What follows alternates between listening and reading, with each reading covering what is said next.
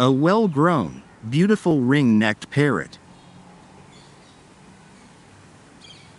This is the capital city of Sri Lanka, Colombo.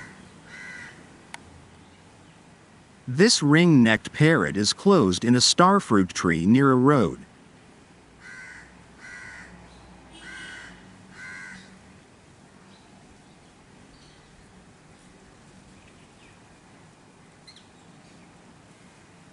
Parrots only eat starfruits when they are ripe.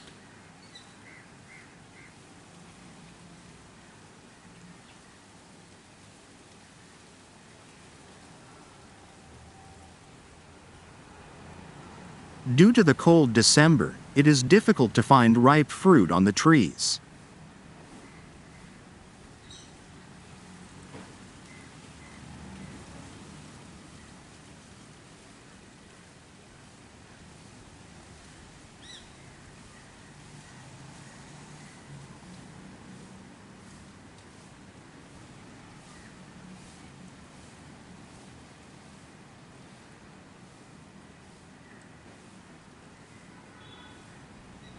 Although the city of Colombo is densely populated, wild animals live in the lands with trees scattered in between.